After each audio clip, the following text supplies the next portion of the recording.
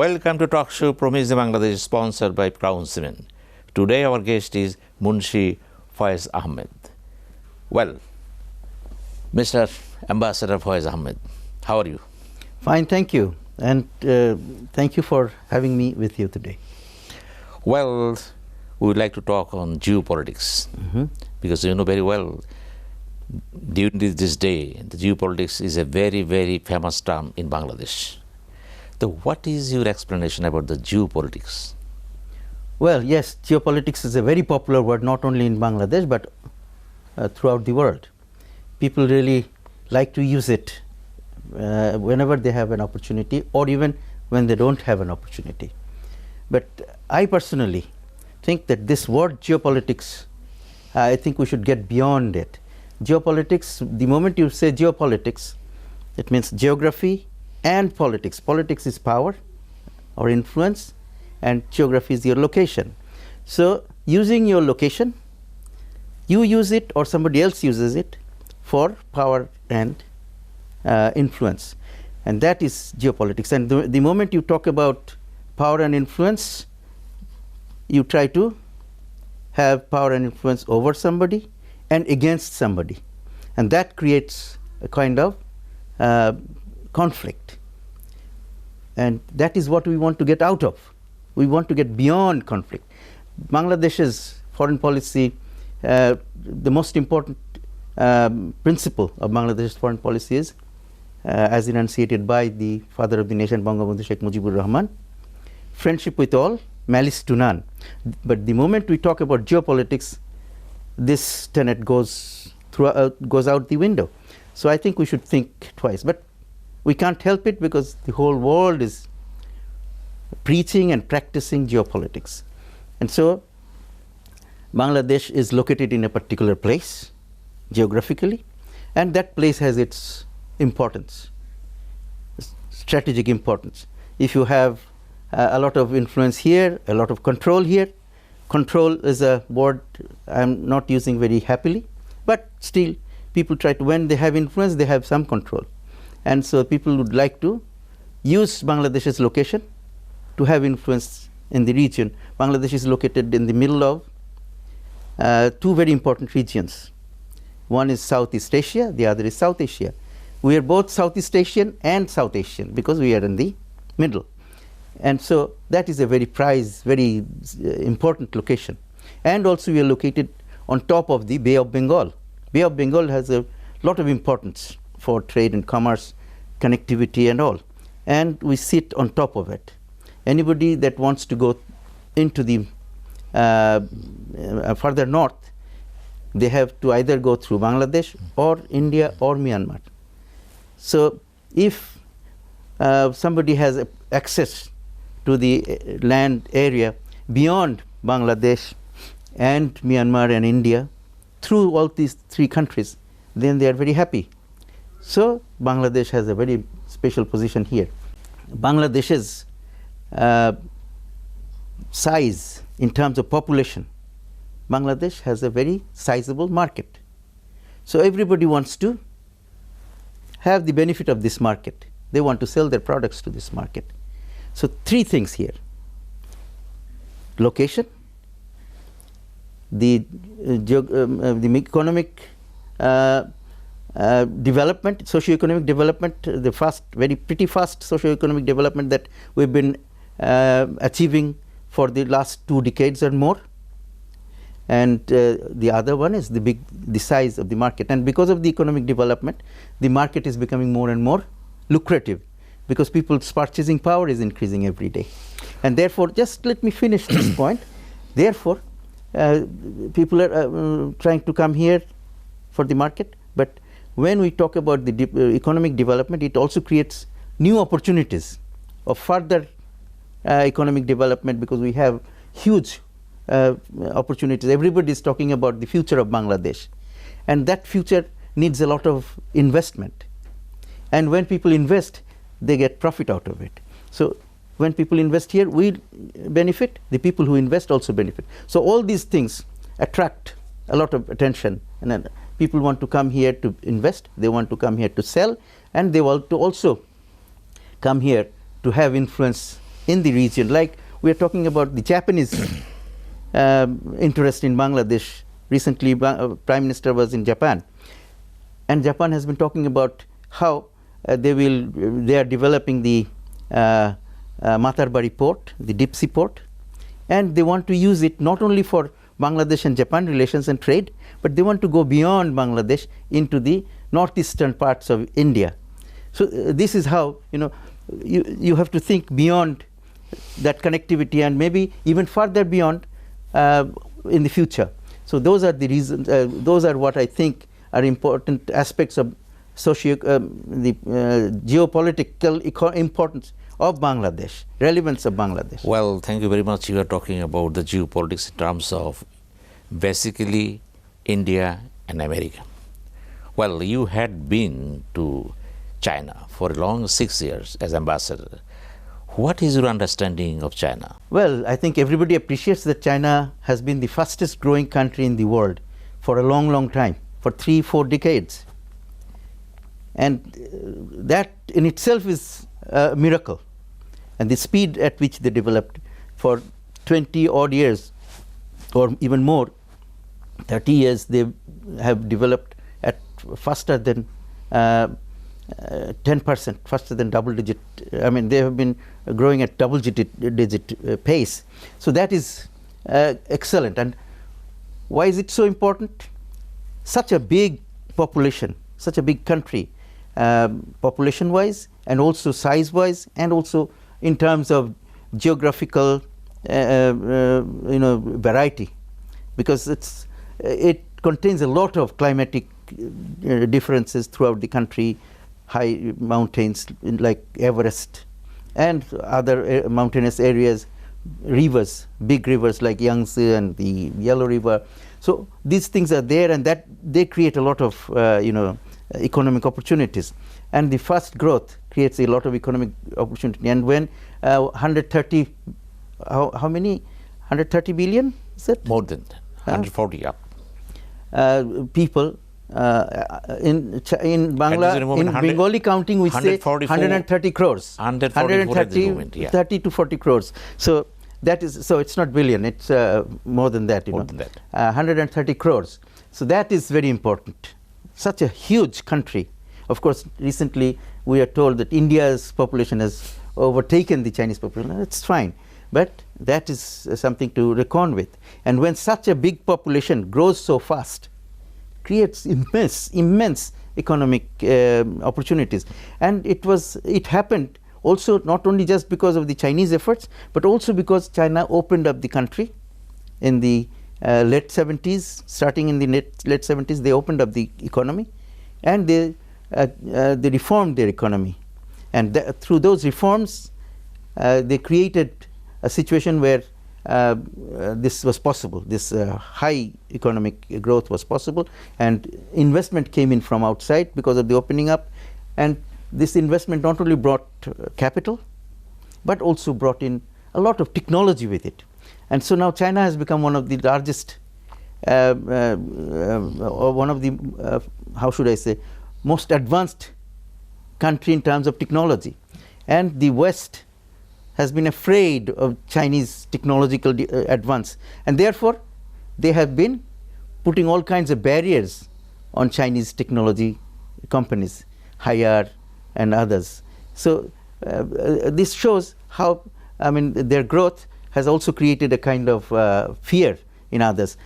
But that is an important thing that we must reckon with. But for Bangladesh, the importance of China is more specific, because Bangladesh's number one priority is socio-economic development, because usually a country's first priority is security of its territory and all that, but that is more or less secure. We are not threatened on a day-to-day basis on our security issues, because we have good relations with India, which guarantees our security to a large extent, and the very good international legal framework that we have, that we are all working under, also creates a secure situation for most countries. And so we feel secure. And so therefore our first priority right now, most important priority, is socio-economic development. And for that we need to bring in all kinds of raw materials, machineries, full industrial plants and all that. And most of it we procure from China because they are more affordable and they suit our requirements. Many countries have much better quality of products, maybe America or Germany, but they are more expensive and they don't suit our immediate needs. Therefore, we depend a lot on China. So for Bangladesh or countries like Bangladesh, China continues to be very important and it will continue to be very important for a long time. Well, we will go for a short break and come to you again. Viewers, we are going for a short break and come to you again very soon. Thank you.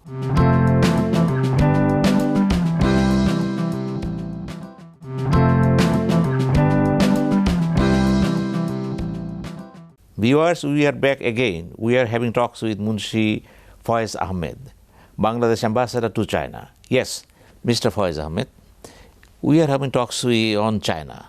Now, would you kindly explain ongoing political landscapes in Bangladesh, especially standing of China in the context of Asia?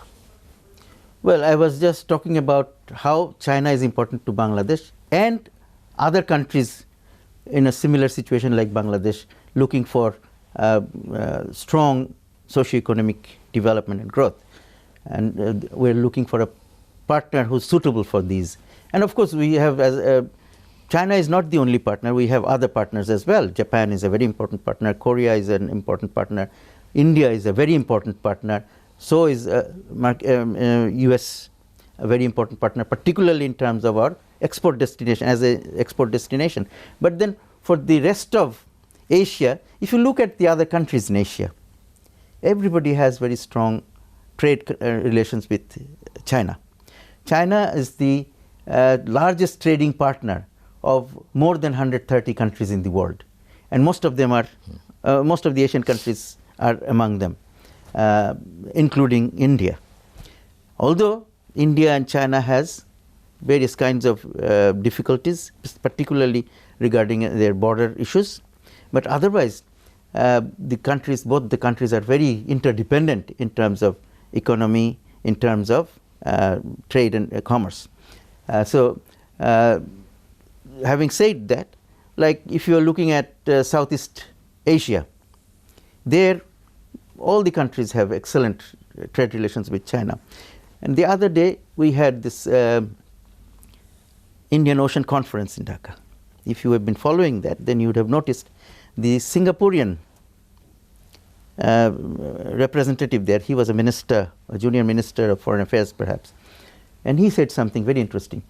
What the things that India and US would not normally say, but they are an ally of the US and India. Yeah. But he said inclusiveness. What he meant there, that we should not exclude China, while other countries in the Pacific strategy or whatever you call it, the Quad and all, they are very openly trying to contain China and exclude China from various arrangements. Countries of Southeast Asia do not want that. Other countries of Asia do not want that. Even Japan has excellent trade relations with China. Of course, these days it is a little strained not because of what China is doing, but because of the pressure, as I see it, pressure coming from their ally, the US. US is not an external force. They are very much a Pacific force, and also because of their stature, because of their huge military power, they are actually they are present everywhere. Even Indian Ocean is part of their domain now. Whether they have any, they don't have any. They are not a littoral country. They are a littoral country of the Pacific and the Atlantic, but they are not a littoral of the Indian Ocean. But they are very much a local player, because Diego Garcia we know about. The British have their forces there. The Americans are also based in many of these places. So, however you look at it, they are important player in this region. And China, whenever it talks about this region and all, they say that they accept USA as a local player, and they do not contest the US power. What they try to suggest is that they want to make sure that their core interests are preserved. What are their core interests? Two things are very known to everybody, that everybody who has to have good relations with China must agree to the fact that Taiwan and Tibet are integral parts of China, and including the US. Everybody accepts that because they have to keep their diplomatic relations. But USA plays a double role, a kind of double act. On the one hand, they say that they accept Taiwan and Tibet as integral parts of China, but they also have a Taiwan Act, which suggests that if Taiwan is attacked, they will help defend Taiwan. So these are hypocritical, but they do it and they get away with it because they are the strongest power in the world. Very little we can do about it, but China has been putting up with it. But if you look at it carefully, a lot of provocation is going into this area, and many analysts suggest that right now we have the Russia-Ukraine war, but one of these days the Russia-Ukraine war will subside. Then there will be need for another war, and a ground is being prepared for another war in Taiwan Straits, getting China embroiled in a war. And so China doesn't want any war, mind you, but the big the military industrial complex, they want war, and they are mainly based in the United States and the other Western countries. And so it is in their interest, not in the interest of the people of those countries. What about the 9-dash line?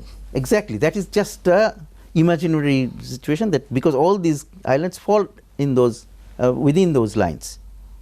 Some people say 9-dash lines, some people say 9-U lines, or something like that, But sometimes it was 9-dash lines, sometimes 10-dash lines, sometimes 11-dash lines. But these have been there from a long time ago.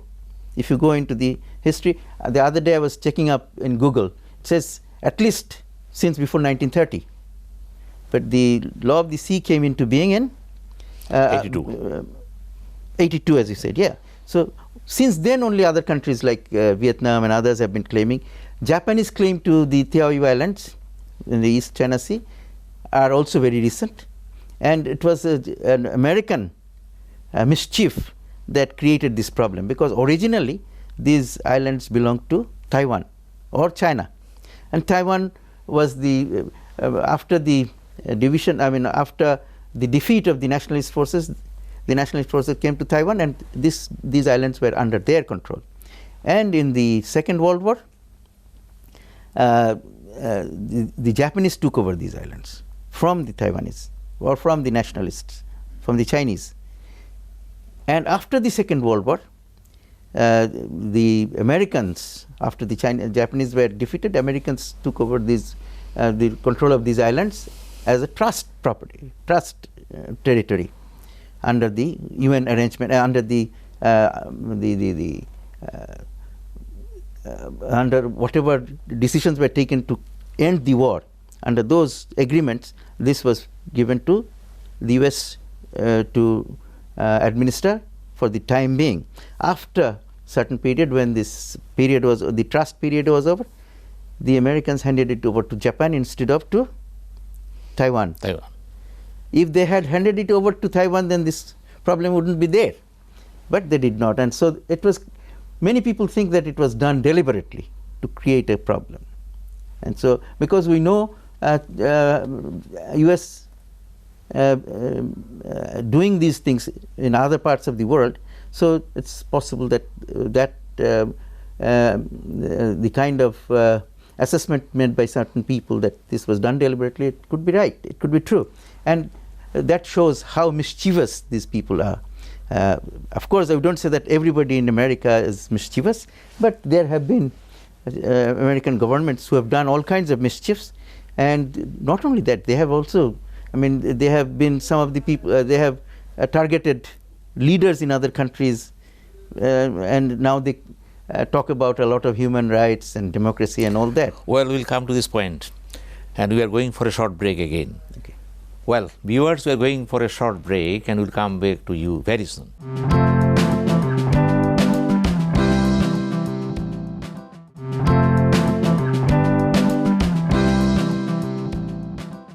Well, viewers, we are back again to the talk show Promising Bangladesh, sponsored by Crown Cement. We were having talks with Ambassador Munshi Faiz Ahmad. Mr. Faiz Ahmad. Yes. You talked so many things about China. Now come to the point. We are coming to Bangladesh chapter. Recently we have seen that there is a humor, there is a big talks and conversation and talk shows concerning the withdrawal of special security from the ambassador of 4 countries.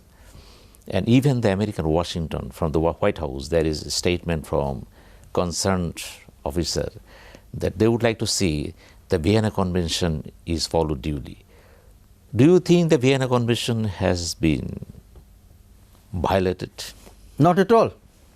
And there has not been any kind of indication from the American side that there has been any, because there isn't. Number one, the Vienna Convention suggests or says that the host government will arrange appropriate security for the properties of the embassy and also its diplomats and other staff, their physical and property security. So these are there, and Bangladesh has been doing that. And what has been withdrawn? It has been explained very clearly, and I don't think there is any more debate about it. There should not be any more debate about it, because there was an incident. The Holy Artisan incident, if you remember, a terrorist organization took over a certain place and killed a lot of people, including a few foreigners and some diplomats among them. So since then, the Bangladesh government on its own offered special security to some 4 embassy and their officials, including the ambassador. And subsequently, 2 more embassies asked for special privileges, special security, extra security for special reasons. And they, of course, they had talked to the foreign ministry and explained why they did want this, and the government was convinced that it was necessary, and so it was done. But a lot of time has passed since, and Bangladesh is one of the most successful countries in terms of combating terrorism. And the International Terrorism Index suggests that Bangladesh has done better than many very prominent countries, including the US and India. So despite that, this was continued for some time. But now the government feels that it is not necessary anymore, and they decided to withdraw those special arrangements. What is the importance of hoisting flag on ambassador's car? You are ambassador. Is it an essential or optional one? There is no, how should I say, it's not imperative that you raise your flag, except when you're going on an official program. That is very important, because you should be identified properly and all that. So that is, but at other times you may or may not, and it is discretionary. But what is important to understand is that it is a privilege of the ambassador or the chargé d'affaires to fly the flag on their vehicles. In their building, only the chancery and the residence of the ambassador or the chargé will These will privileges cannot be curtailed, or interfered. Yes, if somebody flies, we are not going to stop them. No? Stop this, because it is a part of But the if I do not fly, nobody is going to force me to fly. Yeah. It is up to you. Yes. Well, you know very well the US Congress recently passed a bill titled Burma Act. And do you think, regarding the implementation of Burma Act, US government at this very moment may have hidden design to get Bangladesh involved in the whole process? US sometimes hides its designs, and in many cases it doesn't hide it. It's there. But in this particular case, you see, they have already been helping the National Unity Government, which is the opposition to the present Myanmar. The present Myanmarese military junta government. So they are actually having there is a full-blown civil war there. There is already a provisional government there. That is a National Unity Government. They call themselves National Unity Government because they claim that they have unified the interest of all the other combating parties, because there has been a long-drawn ethnic feud in Myanmar. Many ethnic groups, more than 14, 15 different insurgency movements there. So these are there, and this new arrangement, they claim that they have tried to unify all of them together and fight together against the junta government. And the Americans and many other countries have openly proffered their support for the NUG, National Unity Government. And so that is well known. And they have been doing this, they have been funding them in various ways. But in order to give it a legal framework, they have got this, the new Burma Act. There has been a previous Burma Act as well. But under this Burma Act, they are going to be helping them more. They have, I think, apportioned some money for the insurgents, particularly the NUG, not all the other different insurgent groups, but for the NUG. And so they have done that. And they have openly proffered their support for this group. And how far they'll go in supporting them is still to be seen. If they have any kind of military involvement, right now their military involvement is, I can say that it's not, one cannot say that there is no military involvement. There is military involvement in terms of supply of military equipments and providing money which is being used for military purposes. You know very well that Bangladesh is moving towards election to the 12th parliament. And centering this issue, there are so many talks, dancing and moving, in involving the development partners. And at this moment, and the pictures are India and America. And do you think everybody is looking at America, a portion population, and other is talking about India? And what is your assessment about the whole thing? Now let's take one by one. India is very interested because it is next door. As our security depends on India, our survival depends on India, and similarly India's security depends largely on Bangladesh. Not only on Bangladesh, there are other, it has so many countries that it borders, but Bangladesh is like on the soft belly, in the soft belly of India. So, and there have been many insurgent movements in the northeast of India, in other parts which are not very far from Bangladesh, and at one time many elements of those movements took shelter in Bangladesh, and people suggest that maybe some of the previous governments also helped shelter them or provided them some kind of support. But then subsequently the government decided that this is not good for us, this is not good for India, let us get rid of this and change this for once for all. And that has been done, and India feels much more secure now. Bangladesh feels smart, because when our relations with India is good, we are also secure. So this is mutually beneficial, mutually strengthening each other's security. So that is there. So India, but any disturbance will also, the Indians will always keep a very sharp eye on this and be sensitive to changes. So therefore they are very interested to make sure that things are good in Bangladesh, so that relations do not become shaken. So that is one thing. The Americans, they have a larger view of the region because they are far away. But they have a common interest with India in terms of Indo-Pacific. So India, Japan, Australia, they are all part of the, they are all party to the Quad in league with the US. And so their interests converge in this regard. And if through India or directly by influencing Bangladesh, they can have some kind of a hold here, the Americans would be very happy because this gives them a kind of access to China, if you like, because they are always looking for access to China, trying to make life difficult for China, if I can use that phrase. But in the long term, this is, I think, not good for anybody. What is expected, what we think is good for everybody, is that all these big powers, India, Japan, USA, China, Australia, all of them work together for mutual benefit. And if they are able to work together without a lot of enmity, yes, there will be a lot of competition. But healthy competition is okay.